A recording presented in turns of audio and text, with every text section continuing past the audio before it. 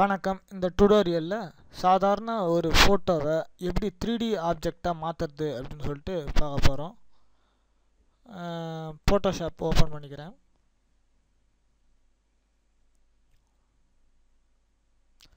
Photoshop open பண்ணிவிட்டு எனக்கு தேவையான ஒரு பிக்சரை ஓப்பன் பண்ணுறேன்.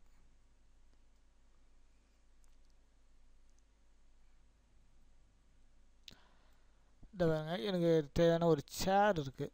சேரை 3Dயாக நான் மாற்றணும் அப்படின்னு பார்க்குறேன். மேஜிக் வாண்ட் டூல் எடுத்துக்கிறேன், கிளிக் பண்ணுறேன். இங்கே மேஜிக் வாண்ட் டூலில் எல்லாத்தையும் செலக்ட் பண்ணியாச்சு. செலக்ட் பண்ணிவிட்டு நான் என்ன பண்ணுறேன், இங்கே டபுள் கிளிக் பண்ணி ஓகே கொடுத்துக்கிறேன். டெலிட் கீயை ப்ரெஸ் பண்ணுறேன். எல்லாமே டெலிட் ஆகிடுச்சு. டெலிட் ஆகின உடனே இப்போது கண்ட்ரோல் டி கொடுத்து டீசெலக்ட் பண்ணிக்கிறேன். இப்போது மூவ் பண்ணி பாருங்கள். இந்த இமேஜ் மட்டும்தான் உங்களுக்கு இருக்கும், வேறு எதுவுமே இப்போ பிக்சரில் இல்லை. சரி, ஓகே. இப்போ என்ன பண்ணுறோம், இந்த இடத்துல இந்த இமேஜில் இங்கே பாருங்கள், லேயர்ஸ்க்கு வந்துடுங்க. லேயர்ஸில் இந்த இடத்துல இமேஜில் மேலே வச்சு கண்ட்ரோலை பிடிச்சிங்கன்னா உங்களுக்கு ஒரு ஸ்கொயர் ப்ராக்கெட் வரும். பார்த்தீங்களா, உங்கள் இந்த ஹேண்ட் இப்படி மாறும். அது மட்டும் இல்லை, கண்ட்ரோல் பிடிக்கும் போது ஒரு ஸ்கொயர் ப்ராக்கெட் வரும். இப்போ வச்சு ஒரு கிளிக் பண்ணுங்கள். கிளிக் பண்ணோடனே பாருங்கள், இந்த ஏரியா ஃபுல்லாக செலக்ட் ஆகிடுச்சு. இந்த சேரோட ஏரியா மட்டும் செலக்ட் ஆகிருக்கு. இப்போது உங்களுடைய இந்த ஒர்க் ஸ்பேஸை 3D அப்படின்னு மாற்றிக்கோங்க. உங்களோட ஒர்க் ஸ்பேஸை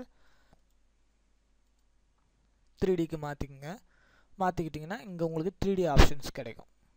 இந்த 3D அப்படின்ற ஆப்ஷனை கிளிக் பண்ணிவிட்டு இங்கே கரண்ட் செலெக்ஷன் அப்படின்னு இருக்குங்க இல்லையா, இதை செலக்ட் பண்ணுங்கள். இந்த கரண்ட் செலெக்ஷன் அப்படின்றத செலக்ட் பண்ணிவிட்டு கிரியேட் அப்படின்னு கொடுங்க. பாருங்கள், 3Dயாக கிரியேட் ஆகிடுச்சு. இங்கே பாருங்கள், 3D ஆப்ஜெக்ட் கிரியேட் ஆகிடுச்சு.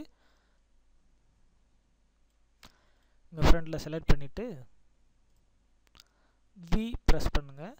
இந்த ஆப்ஷன் வரும். இங்கே பிடிச்சி இழுத்திங்கன்னா இதனோட சைஸ் வந்து சின்னதாகும்.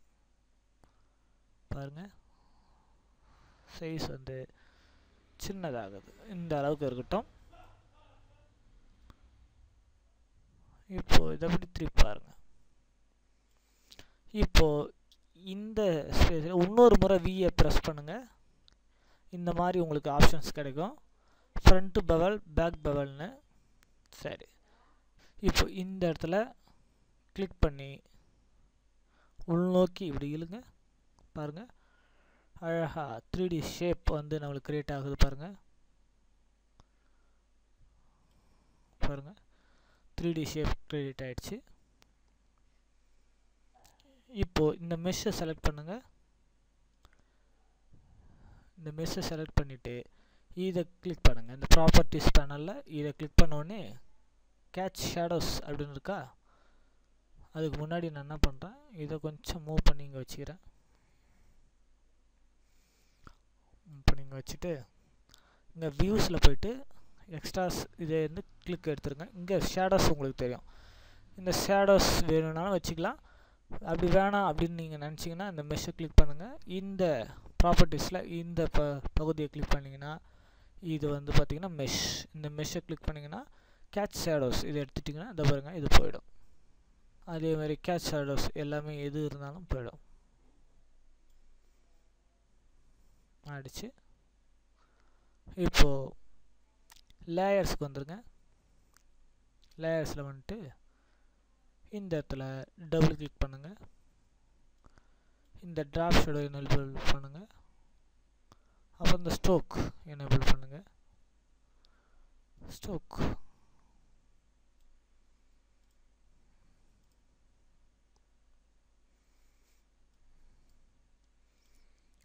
ஓகே. இது மாதிரி எந்த ஒரு லேயராக இருந்தாலும் அந்த லேயரை நம்ம 3Dயாக இது மாதிரி கன்வெர்ட் பண்ண முடியும். கன்வெர்ட் பண்ணி நம்ம 3Dயாக மாற்றி யூஸ் பண்ண முடியும். நீங்களே சொந்தமாக வரைஞ்சி கூட அதை 3Dயாக க்ரியேட் பண்ணலாம். அது எப்படின்னு பார்க்கலாம். இதை க்ளோஸ் பண்ணிக்கிறேன். ஒரு நியூ லேயர் ஒன்று க்ரியேட் பண்ணிக்கிறேன். சாரி, நியூ டாக்குமெண்ட் ஒன்று க்ரியேட் பண்ணிவிட்டு பென் டூல் எடுத்துக்கிறேன். இந்த பென் டூலில் இப்படி ஒரு செலெக்ஷன் போடுறேன்.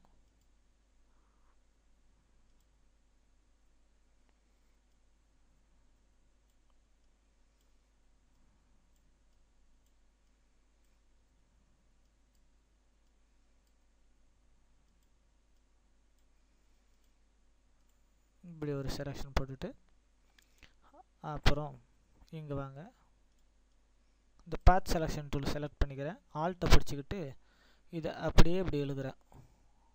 இன்னொன்று வந்துச்சுங்களா, கண்ட்ரோல் T ப்ரெஸ் பண்ணுறேன். இப்போது இந்த பகுதியை எழுத்து இங்கே விட்டுறேன். இப்போது இது எடுத்துகிட்டு வந்து பக்கத்தில் வைக்கிறேன். இதை கிளிக் பண்ணுங்கள், அப்ளை. இப்போது இந்த பாத் செலெக்ஷன் டூலை செலக்ட் பண்ணிட்டு இதை எழுத்துட்டு வந்து இப்போது நான் இதை வந்து கிளிக் பண்ணி ஒர்க் பாத் அப்படின்னு கொடுத்துட்றேன். கொடுத்துட்டு இப்போ கிரியேட் அப்படின்னு கொடுக்குறேன். இந்த மாதிரி நான் ஷேப்பை கம்ப்ளீட் பண்ணிவிட்டு ஒர்க் பாத் அப்படின்னு இதை மாற்றிக்கிறேன். முதல்ல கரண்ட் செலெக்ஷன் கொடுத்தோம், இப்போ ஒர்க் பாத்துன்னு மாற்றிக்கிட்டு கிரியேட் அப்படின்னு கொடுக்குறேன். பார்த்துங்க, இது 3D ஷேப்பில் கிரியேட் ஆகிடுச்சு. இங்கேயும் அவ்வளோ பெருசாக இருக்குது, அதனால் இதை செலக்ட் பண்ணிவிட்டு பியை ப்ரெஸ் பண்ணுறேன். ப்ரெஸ் பண்ணி இது உள்ளால இருக்கிற இந்த அளவுக்கு இருந்தால் போதும்னு நினைக்கிறேன். இப்போது இங்கே மேலே திருப்பினும் வியை ப்ரெஸ் பண்ணுறேன். இதை கொஞ்சம் வெளியே இழுக்கிறேன்.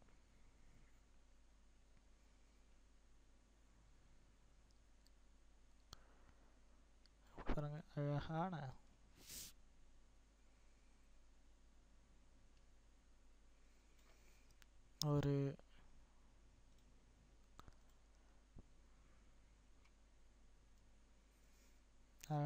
ஒரு ஜாடி நம்மளுக்கு கிரியேட் ஆகிடுச்சு.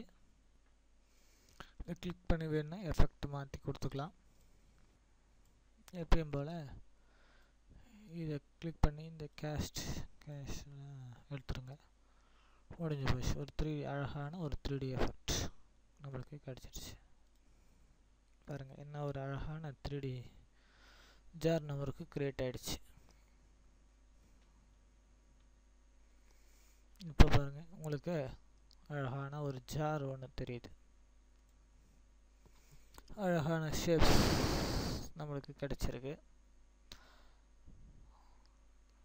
தேங்க்யூ ஃபார் வாட்சிங்.